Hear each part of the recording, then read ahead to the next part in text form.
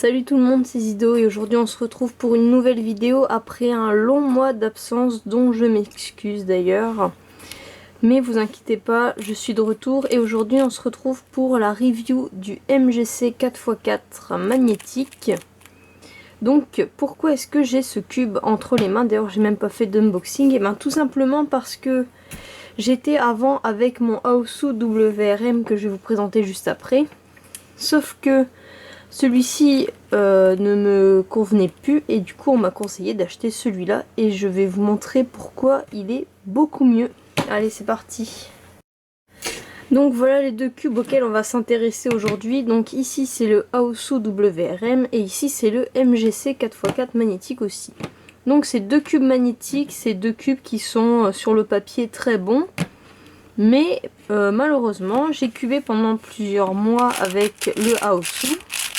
Donc là il faut savoir qu'il va vite parce qu'il est complètement desserré. Je pense qu'il est... non, celui-là il est autant desserré.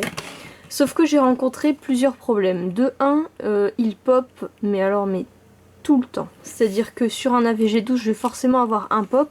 Et c'est pas un pop d'une pièce, parce que ça, une pièce qui pop, on la remet, ça prend une seconde. C'est un pop des pièces ici.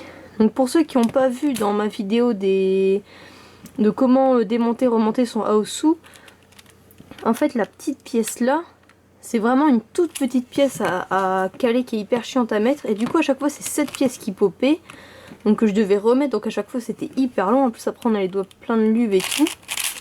Du coup ça commençait un peu à me saouler et aussi on pouvait pas aller très vite parce que du coup bah pour les mêmes raisons, comme il pop, si j'allais trop vite il popait encore plus souvent. Donc ça n'allait pas et en plus au bout d'une semaine sans le luber, bah il commence à être hyper dur et tout. Enfin bref, c'était une catastrophe. J'ai tout fait, je l'ai démonté, je l'ai lubé, je l'ai nettoyé, je l'ai desserré, je l'ai resserré. Enfin c'est une catastrophe, ça ne marchait pas. Et du coup j'ai demandé à des gens, est-ce que vous auriez une solution? Ce à quoi on m'a répondu, et ben tout simplement achète le MGC, ce que j'ai fait.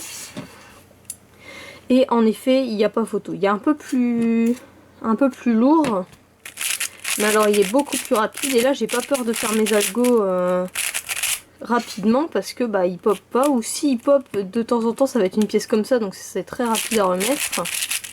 Vous voyez comme ça, c'est parce que j'ai forcé, hein. Ça m'arrive assez rarement, je vous jure. Et avec celui-là je peux faire mes algos de parité, je peux les faire plus vite. Enfin vraiment j'ai beaucoup moins de problèmes.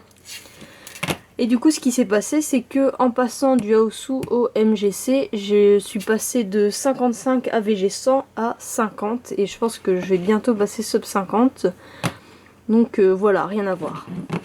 Donc à part ça, je vais vous faire quand même la review vite fait du MGC. Et à la fin je vous mettrai un petit AVG avec.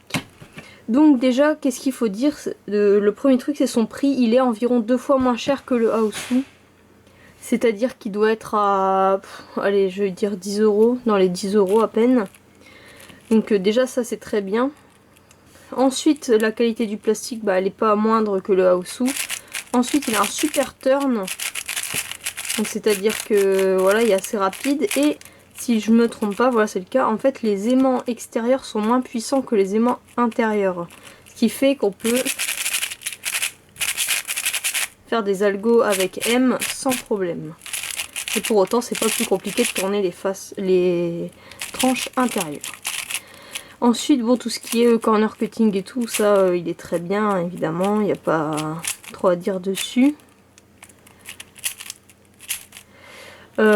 Pour les pop, bon il pop pas super souvent, mais souvent ça va être une pièce qui va pas tomber, mais genre se décaler comme ça. Du coup il y a juste à faire ça.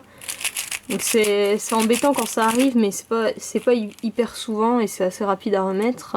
Contrairement à l'autre, comme je vous l'ai expliqué, c'était un petit peu plus chiant. Ensuite au niveau de la vitesse, on peut vraiment faire des algos très rapides dessus.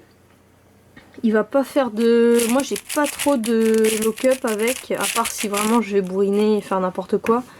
J'ai pas trop de lock-up et voilà. Et niveau fatigue, il y a un petit peu lourd quand même, il n'est pas hyper léger, mais j'ai pas trop de mal à faire des gros AVG sans avoir les doigts démolis après.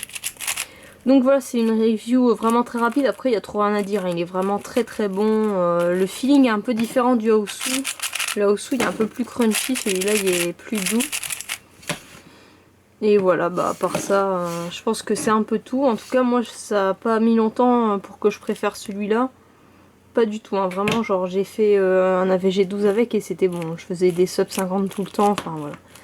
Rien à voir. Donc je vous le conseille très vivement si vous avez des problèmes avec votre 4x4 actuel. Il est pas cher, il est très bon. Donc voilà, maintenant je vous laisse avec un petit AVG. Salut!